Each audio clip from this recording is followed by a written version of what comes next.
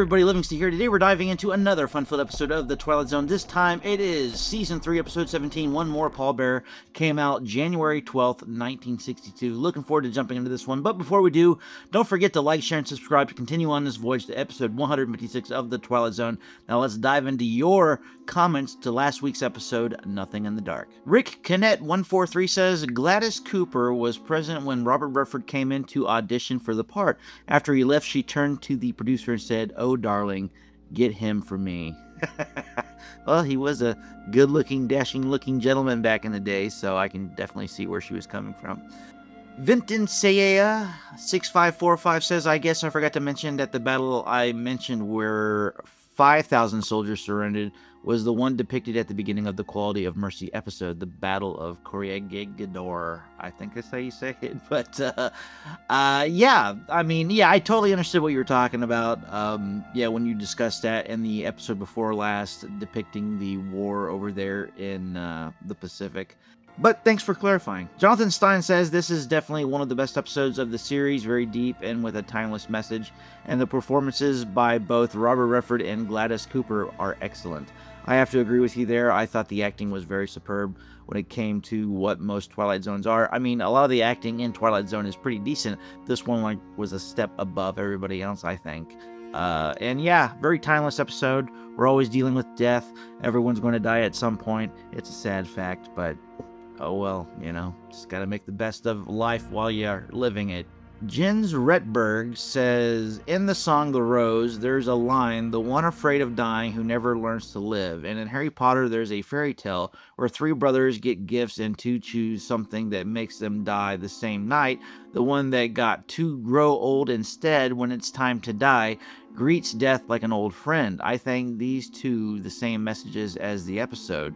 The fear of death can be so imprisoning and paralyzing that one doesn't live their life. She keeps death away by yelling at him to go away. But is that worth it? If she does nothing else with her time, in such old age, death is not an enemy but a friend and comes gently like a relief. But she first needs to learn that he is like that.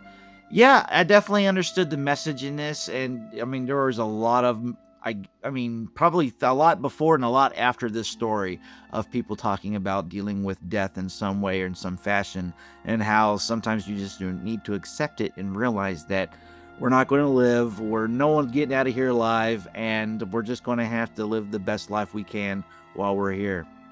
That's the message I got, and I think it's a very straightforward message in this episode.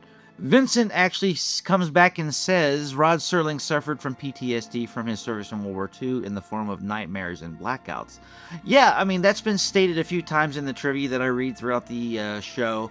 Every time I do an episode, at the very end of it, I read about the trivia in that episode. And they have talked about how Rod Serling has dealt with a lot of issues throughout his time in World War II and the aftermath of it, and how it's affected him as a person and personally, and how it's affected him in a business sense when it comes to his writing and such. So, yeah, it's definitely made a mark, or it definitely did make a mark in his life. Aska Newick, it's like Brad Pitt's depiction of death in Mr. Black. Yeah, that's right. Mr. Black, you're talking about Meet Joe Black. Definitely a good movie. I enjoyed it. Anthony Hopkins, Brad Pitt actually comes back as Death. His body's taken over, basically. I won't go into detail what's going on if you haven't seen it, but it's definitely worth checking out. But Gene Everett below actually says another movie who actually stole from Twilight Zone. Well, I wouldn't say they completely stole from it. It was a totally different story in that he was getting a guy ready to die who had basically everything. He was a billionaire. He owned buildings in New York, Manhattan, and he had a daughter, and I thought it was just a very good way of kind of extending the story in a way, where you see him actually dealing with somebody who's maybe in their 60s and isn't really ready to die yet because he has so much going on in his life.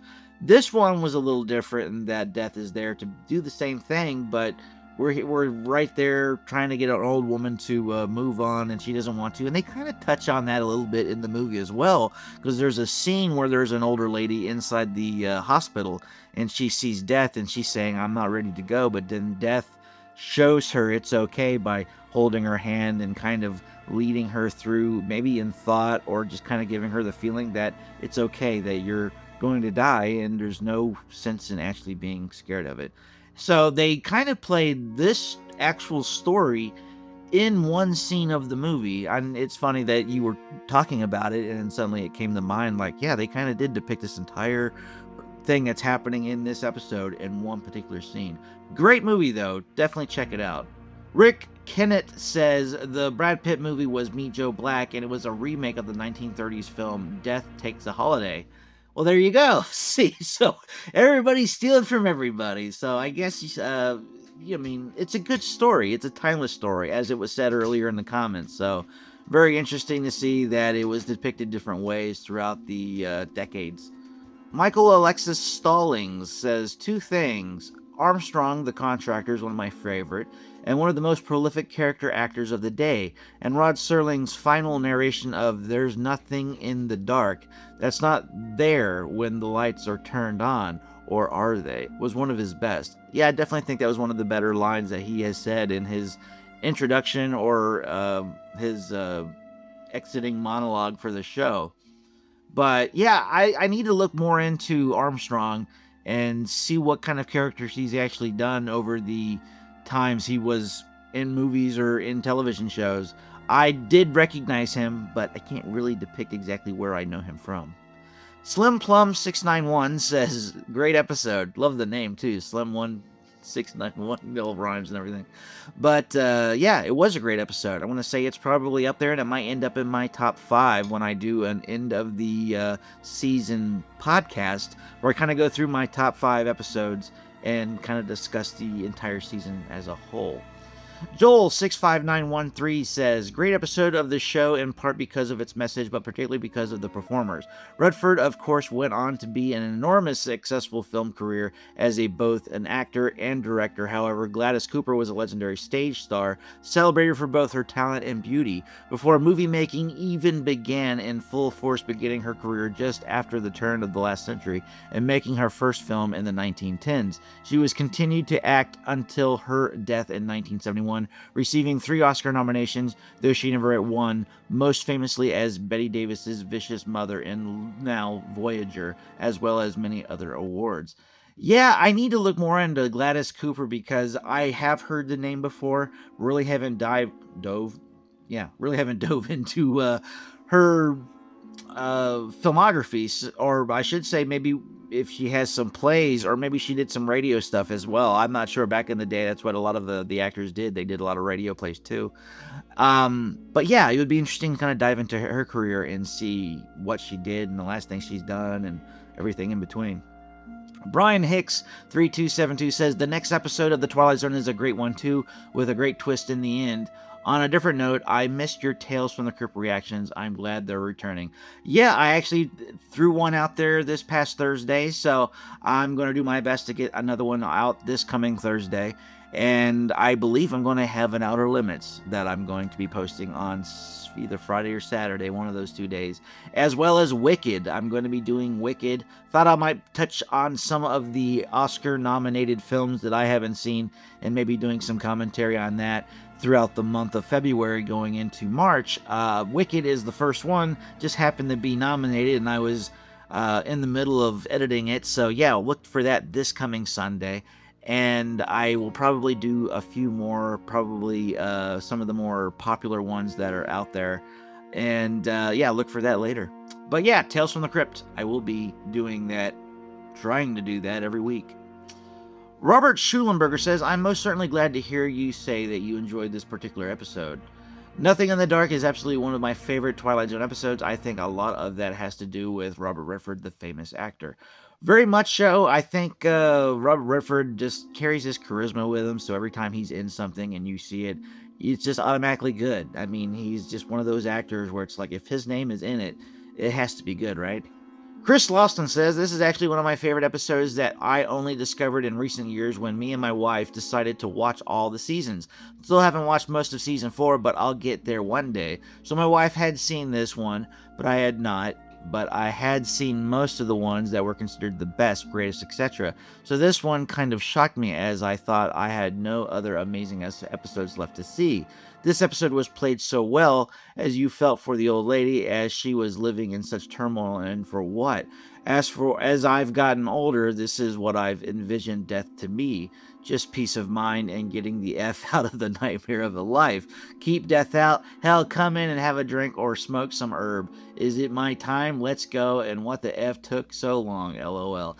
Yeah, I mean, I'm hoping by the time I hit 80, 85, 90, maybe I can live to 100 years old. That would be my life goal. Live all the way to the 3 digits and then call it quits. I'm like, hell, because you're going to be gone for eternity anyways. You might as well hang around as long as you can possibly can, as long as you're healthy and are able to live.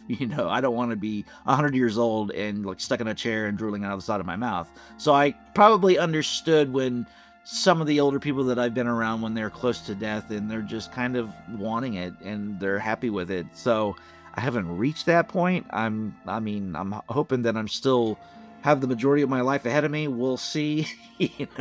It's always a surprise ending when it comes to life. But this episode definitely a great one, and definitely appreciate you checking out this channel. And definitely appreciate the episode as a whole. It was just a simple story taking place in basically one location and only 2 or 3 characters throughout the entire story. So that's just good filmmaking. That's just good storytelling in general.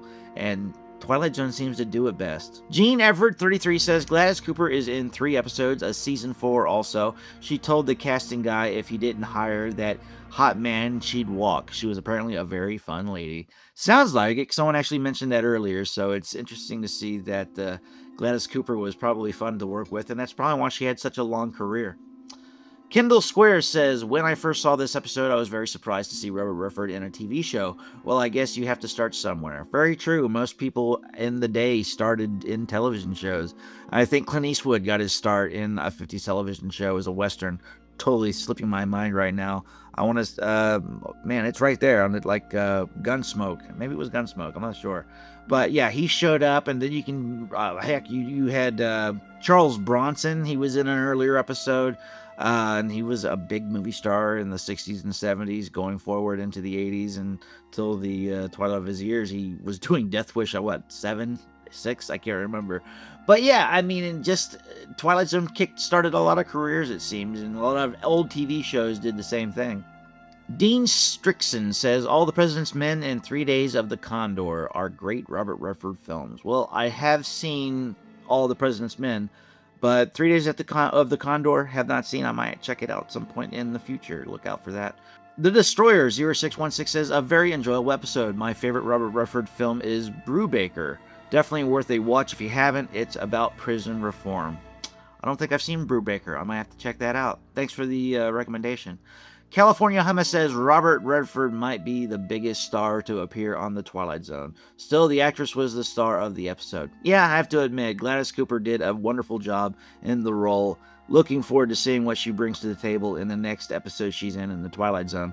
But yeah, Robert Redford, probably one of the biggest stars. I mean, he is now considered a legend in Hollywood. So, I mean, yeah, it's hard to top him. Dage24601 says, British-born Gladys Cooper was an extremely prolific and famous stage, screen, and eventually TV actress from the 1920s through the 1960s. She was made a dame by Queen Elizabeth in 1967. Many stars on Twilight Zone had been quite famous in earlier decades. Redford is more well known by today's audience, but when Twilight Zone aired, it was filled with cast members who were stars in their time.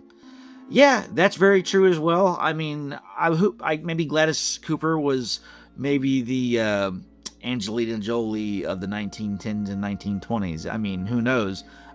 Just time seems to make people's name kind of just slip away into obscurity at some point. I mean, nobody stays famous forever unless you're some kind of world leader or maybe some Egyptian pharaoh. Those are the only ones that seem to retain some sort of remembrance throughout the ages. But who knows where actors are actually going to be at some point into the future. I mean, you have Shakespeare, who everybody knows his name, and that's 400 years into the future at this point.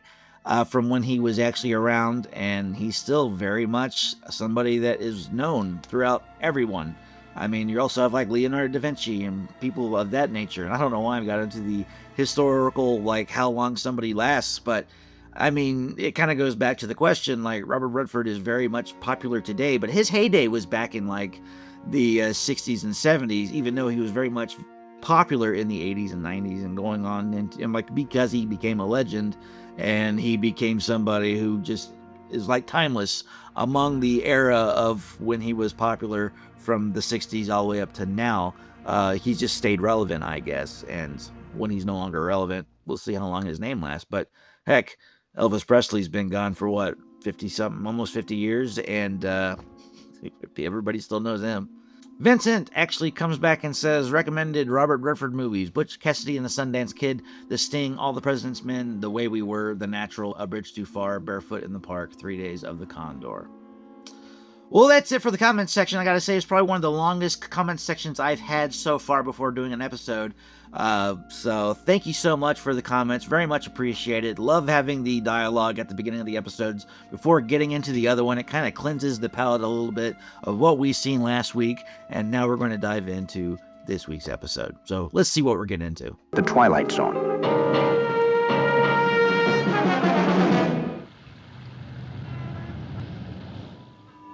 It was interesting. Well, this is below ground. Why does he look familiar? It's all set, Mr. Raiden. How about the sound system? You checked that out? She's all ready to go. But you'd swear a bomb was exploding. I mean a big bomb. Precisely the way it's supposed to sound. He looks familiar because he's Dr. No from Dr. No, James Bond, the first James Bond movie, Sean Connery. Uh-oh. This is the same year it came out, too, so I guess he was having a banner year in 1962. That about does it. Quite a setup here. Part of the illusion, too? His name's Joseph Wiseman. I venture to guess that it's the best designed bomb shelter on the face of the earth. The hydrogen bomb is not an illusion. But tonight it's for gags, huh? Something of the sort. A practical joke, let's say. Sound effects going and that stuff on the screen, you'd swear the whole world was getting blasted. I have 3 guests coming this evening. You did all this to fool 3 of your friends? Yeah, they are indeed very special friends. Hey. What you have just looked at takes place 300 feet underground. Mr. Raiden is rich, eccentric, and single-minded. Because all of you have just entered The Twilight Zone. Good evening, friend. Just step across the hall to the door straight ahead of you. Okay. Please come in if you will. If you insist. Please sit down. Well, this is strange, friend. I don't know if I'd have a friend like this. Well, hello. How good of you to come. Colonel Hawthorne, Mr. Hughes, Mrs. Langs. It's Raiden, isn't it? Guess we're not friends. Aren't you Paul Raiden? And you, Colonel, do you recognize me? I believe I do. I seem to recall something else, too. Flood back to you. After all, you had a few thousand men under you, a few thousand cogs. I was only one of them. But then again, you didn't court-martial all of them, did you, Colonel? Just you. Is this revenge? You refused to lead an assault on a hill. Refused in the face of a direct order. The delay cost us almost a company of men. And so I was stripped of rank, dishonorably discharged. Were I to have been able to dictate the sentence, I would have had you shot. Well, thank God we didn't have you in charge. But what a wretched host I am. Mrs. Langs. So what have you done? Do you recall who I am? Of course I do, Paul. I taught you in high school. I don't forget my students. And in your case, a character. You flunked me, Mrs. Langsford. Dressed me down before an entire class. Okay. He's going way back. But let me say again, how good of you to come. Is this for vengeance, or, like, I'd really want to know why? Why is everybody that has done you wrong here? It was more in the form of an ultimatum. Your chauffeur, or whoever it was, said something about it being a matter of life and death. That's the way it was broached to me. I was having my dinner, and my wife went to answer the door, and when she came back, she had... Ah, Mr. Hughes, you've never ceased to be a bit on the woody side, now have you? Paul, perhaps you'd be good enough to tell us why we've been asked to come here. I'd be delighted to. Yes, please. First, habits, Mrs. Langsford. The incredible persistence of habits. You call me Paul. As if I was still sitting in the front row in your class. Yeah. I would be deeply appreciative, Mr. Raiden, if you made your point and then let us leave where it is. How staunchly military, Colonel. Get on with it. Red flag in the map and troops out of the hot sun. The nerves of steel and the concrete head. That will be all, Raiden. I called you three here for a very specific purpose. I want to settle 3 old scores. That staunch and intrepid educator that looked so out of place without her severe spectacles, covering severe eyes, looking out of a severe face. Man, gotta say, this guy has a lot to say. Are you finished, Paul? That a man like you, a millionaire 3 times over, and such a man should have a mind so tiny that it could brood over a high school incident of 20 years ago and let it fester inside you as you seem to have done. All right, Paul, let's talk about humiliation. Let's talk about your humiliation. Mr. Raiden was caught cheating in an examination. Not a crime, of course, but... Ooh, so he felt wronged when he was caught cheating. And when he was accused of this act, this cocoon tried to plant his crib sheets on an innocent student. Damn, heartless. And in front of the entire class, I told you exactly what you were. But no room was there then, Mrs. Langsford, for a moment of compassion. Mr. Raiden, I've dealt with frightened and desperate children all my life, but neither sympathy nor compassion can be handed out wholesale like cheap bubble gum. Must have been a bad egg. And in spite of all your millions, it's my guess you are still devious, you are still dishonest. Even now, you're a troublemaker. You haven't changed, Mrs. Lang. Well, she isn't either. But what's to be gained by... Great deal can be gained, Reverend, a very great deal. You accused me of a lack of character, put a scandal over my head, destroyed my reputation. The girl, Mr. Raiden, the girl you drove to suicide. Whoa. You were not a man who held honor in very high regard. So he's a dishonorable person. He's devious. Doesn't follow orders. Thinks that he's above everyone else. You know why I built this room down here? Very much what Doctor knows all about. Got it typecast. I have my own generator system, my own air system. Yes, and out there, beyond that door, a storeroom the size of a warehouse. Uh-oh. Does it occur to you why I should have gone to all this trouble and expense?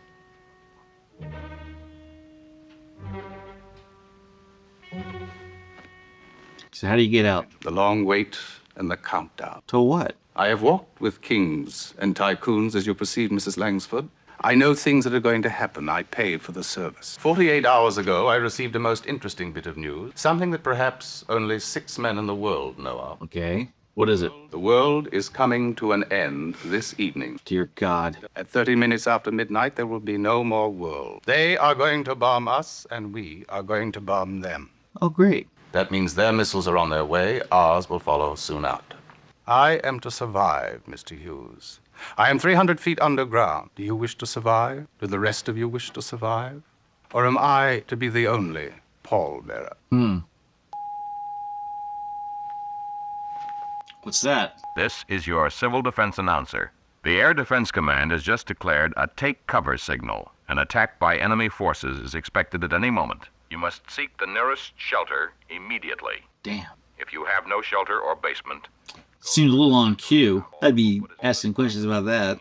take your radio with you. If you are in any other type of building, go to the basement or lowest floor and get as close to the center of the building as possible. Your shelter until told it is safe to do so. It is a real take cover. Believe me now? Comments? Perhaps a little military sophistry now, Colonel. A quote from General Grant. Such silence, Mrs. Langsford. Nothing in that vast repertoire. I've got to get to my wife. By all means, Reverend, get to your wife, hold hands, and die together. If I'm to die tonight, I want to be with someone I love. But more burlesque than legitimate. Tell me to my face that you're so scared, so miserably frightened that you'd sell your wife by the pound if it meant your own survival. They would also be the worst falsehood I ever uttered on earth. Now, will you open this door? Will you let me leave now? Okay. You sure you want to? I'd be wondering how I was able to hear that 300 feet in the ground. How did you know, Raiden? How could you possibly have known? My dear friend, shall we drop the pretenses now? Shall we all of us now tell the truth? This is all a put on, but is the twist at the end that it actually does happen? Each of you in his own way has tried to destroy me, but I'll not repay the compliment. That is to say, I will not require an eye for an eye, nothing as primitive or as naked as that. What is your price, Mr. Raiden? I'd be interested. An apology. You will beg my pardon. You will ask my forgiveness. And if need be, you will get down on your hands and knees to perform the function. Damn. Pretty please with sugar on it. It's what children say. I don't want your favor, Mr. Raiden. Let me out of here. To spend my last quarter hour on Earth, I'd rather spend it with a stray cat or in a city full of strangers whose names I'll never know. Will you open the door? Well, that's not exactly what he thought he was going to get, huh? You're too blind or you're too stupid because none of you seem to understand. Just a string of silly, stupid words like a command colonel or like a lesson teacher or like a prayer reverend. All you have to say is you're sorry. It's the first time he's broke character a little bit. All right, you want to die? Fine. Go and die. Run for it. There's the elevator. Take it. All down here on that screen, you can see it all happen, the whole thing. Watch the world being shoveled into a grave. Turn it on. Or don't. It's your last chance. Tell me, Reverend, is life so stinking cheap that you can throw it down a drain? Infinitely valuable. But there are other things that come even higher. Honor is one of them. Amen. Illusions about what is the dignity of even the lowest of us, Man, did a lot to say. Mr. Aiden, and now you can have it all to yourself. See ya. No, it's not true. It's not a fantasy. No, it's not a fantasy! This is your civil defense announcer. Attack by enemy forces is imminent. Take cover immediately. This is real. Keep on driving. Do not stop.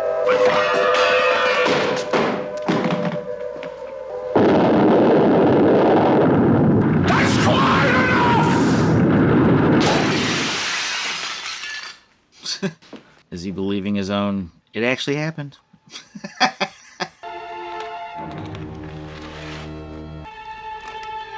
Pretty sure a nuclear bomb would have created a lot of radiation where he wouldn't just come to the surface.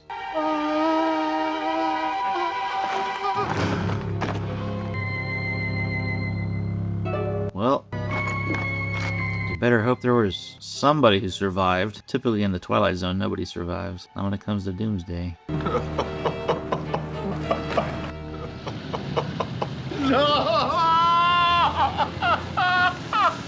Oh, you went crazy. Buddy, please.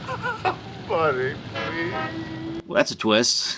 A little bit too much? Hey, Mac. You're okay. Mac. Anybody want somebody listen to me? What made him snap? I mean, he really went off the deep end real quick. Please. It's okay now. You're gonna be all right. We're gonna help you. Go on. Nobody. Oh, God. Mr. Paul Radin, a dealer in fantasy, who sits in the rubble of his own making and imagines that he's the last man on earth, doomed to a perdition of unutterable loneliness, because a practical joke is turned into a nightmare. Pallbearer at a funeral that he manufactured himself in the Twilight Zone. Huh, pretty good. Well, that was episode 17. I gotta say, I didn't see that ending coming. I thought for sure that what I said earlier about him going up to the surface and seeing that it was all just apocalyptic, I thought that was the ending. But I didn't realize that he just lost his marbles and ended up everything he was seeing was not a reality whatsoever. It was something he ended up conjuring in his own head somehow. It was very weird that it went from him just wanting an apology to suddenly he just cracked mentally and that he believed his own story or his own make-believe. And yeah, that part was a little bit like, I don't know, it maybe needed a little bit more time in order for us to develop that character more, so when he did break, it made you understand why he actually broke the way he did. Maybe that's why they went into like hour-long episodes in season 4 when they started getting into these episodes that needed to be extended a little bit. Who knows? But overall, I thought it was a pretty good episode. Definitely enjoyed it. And I think the episode last week was a better one for sure. That's still, I think, number 1 to me in this season. But let me know, comment below what you thought of this episode, and we'll go over your comments in next week's episode. Now let's jump into some trivia and see what it took to get this episode off the ground. Joseph Ellick, who appears in an uncredited role as an electrician, previously played the subaltern in The Obsolete Man, 1961. Joseph Wiseman, starring as Paul Radin, played Dr. No in the first James Bond movie of the same title. Mrs. Langford is played by Catherine Squire. She passed away in 1995. She was born in 1903, which made her 92 years old when she passed away. She was the documentary couple in When Harry Met Sally. She played in Studs Lonigan, Mrs. Lonigan, and also the show The Doctors from 1970 to 1977 in 357 episodes. Colonel Hawthorne is played by Trevor Barnett. He passed away in 1977 at the age of 75. He was in the movie The Monolith Monsters, The Deer Slayer, The Westerner, and Thunder Road. Gage Clark played Reverend Hughes, and he passed away actually 2 years after this episode at the age of 64. He was in a show called Gunsmoke. He was also in The Bad Seed, I Want to Live, and this episode of The Twilight Zone. Joseph Ellick, who plays the electrician, he passed away in 2019. He was 98 years old when he passed away. He was in One Flew Over the Cuckoo's Nest, Black Rain, The Producers, 1967 version, Santa Claus Conquers the Martians, and The Halloween That Almost Wasn't. So he had a pretty long career. Well, anyways, thanks for watching. Very much appreciated. And until next time, see you later.